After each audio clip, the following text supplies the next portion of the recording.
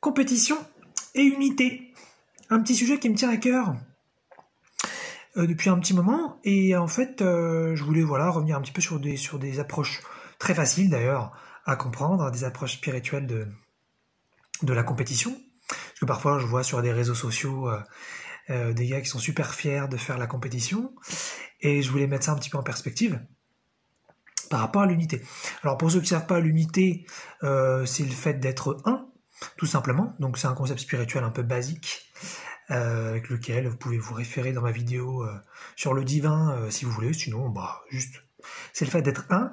À ne pas confondre, parce que parfois j'entends des gens qui disent l'unicité. L'unicité, c'est le fait d'être unique, et l'union, c'est le fait d'être uni. Alors que l'unité, c'est le fait d'être un. Ok, donc voilà. Moi, j'utilise pas l'unicité et l'union, donc c'est pas comme si je jonglais entre les trois mots. Je dis que l'unité, mais bon, au cas où l'unité, vous pensez que c'est l'union, non, c'est le fait d'être un. Donc voilà, tout simplement en fait. Donc j'en avais parlé, lorsqu'on est sur Terre et on a le programme de l'ego en nous. Et le programme de l'ego, il fait quoi?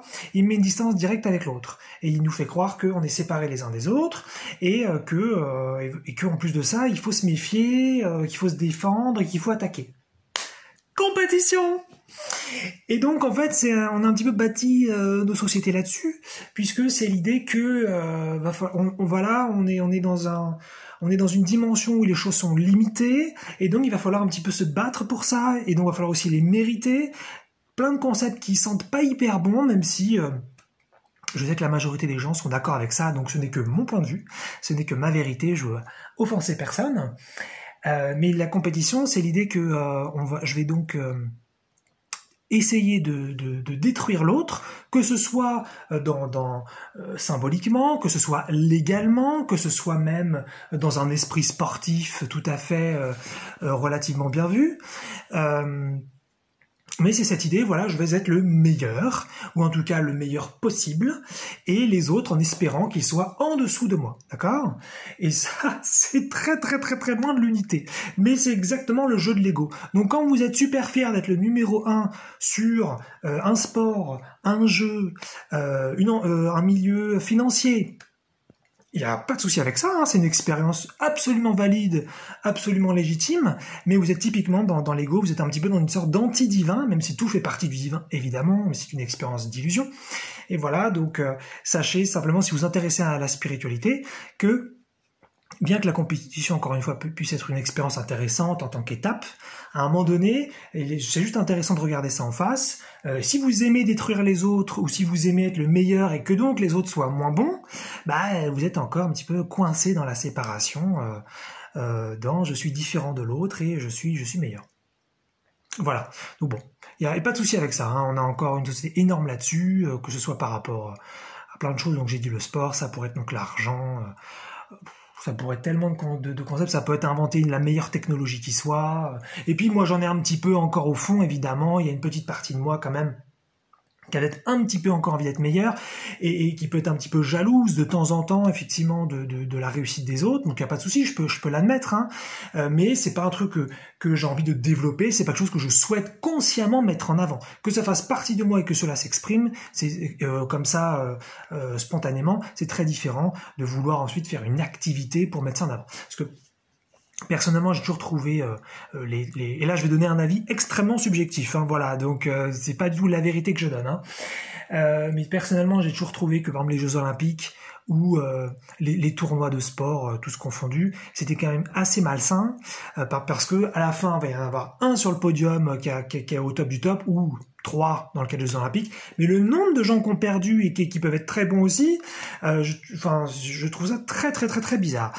L'idée de faire des concours pour voir qui est le meilleur, d'ailleurs ça peut être aussi dans un milieu de travail, je veux dire d'examen, mais au sens concours, comme la médecine par exemple, même si bien sûr c'est toujours l'idée des ressources limitées, et qu'on peut pas tout avoir, et qu'il n'y a pas d'abondance dans cette dimension, plein d'illusions qui semblent pourtant très très réelles et très solides d'un autre point de vue, mais c'est vraiment ce truc bizarre où il faut qu'on se batte les uns les autres et qu'on soit les meilleurs et qu'on s'écrase. Il y a un problème avec l'amour là-dedans, c'est qu'à un moment donné, si on doit s'écraser les uns les autres pour pouvoir exister, ça va être compliqué d'aimer derrière, ou alors on peut aimer que quelques deux individus qu'on appelle nos proches, notre famille, nos amis, notre amant, notre amante, mais c'est un peu compliqué pour l'amour universel derrière. Donc à ne pas confondre avec l'émulation.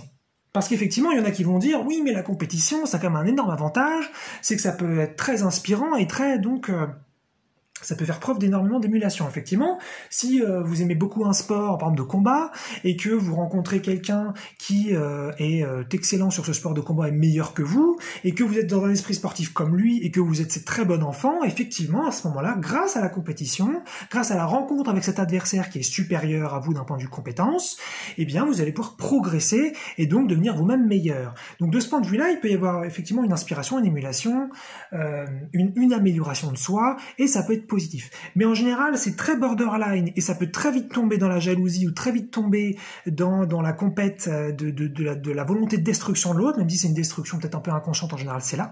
Donc, il faut faire quand même vachement gaffe. En général, l'émulation qui, elle, est saine, selon moi, bien sûr, c'est une émulation où en fait on avance ensemble vers le même objectif et en avançant ensemble on peut découvrir qu'il y en a un qui est peut-être meilleur que l'autre ou plus talentueux, plus compétent et là c'est inspirant effectivement pour l'autre, mais pour le deuxième.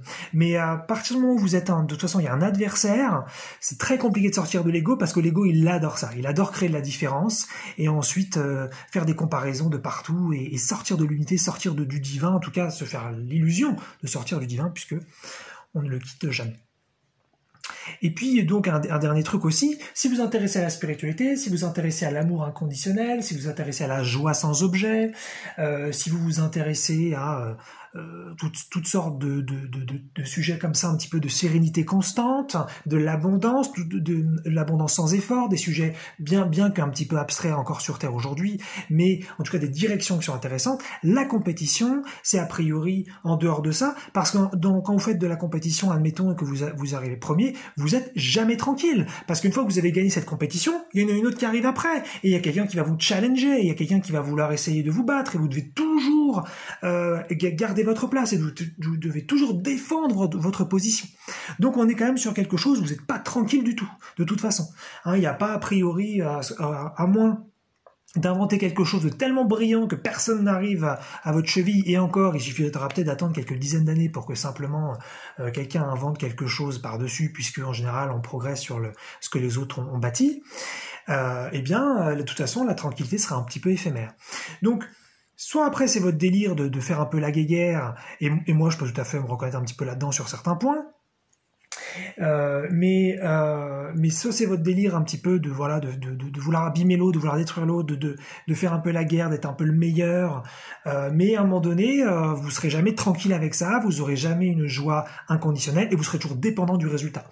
Donc soit vous perdrez, vous serez pas content, soit vous gagnerez et vous serez donc seulement content pour un temps. Moi, je trouve ça très très bizarre quand je regardais des matchs de foot et que je voyais d'un côté les gars quand ils se prennent un but, ils font une gueule pas possible, ils ont l'impression que c'est la fin du monde et je me moque pas en disant ça, je trouve ça juste impressionnant, c'est tout.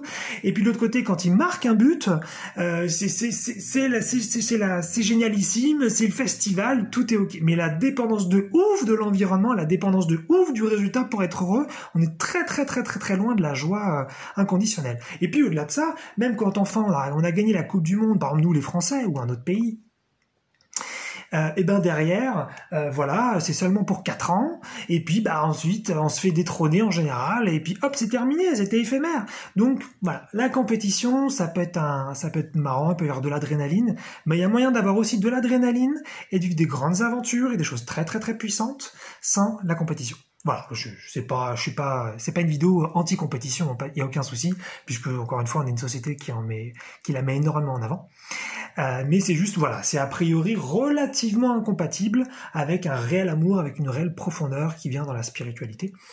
Voilà, donc à ne pas confondre compétition avec émulation.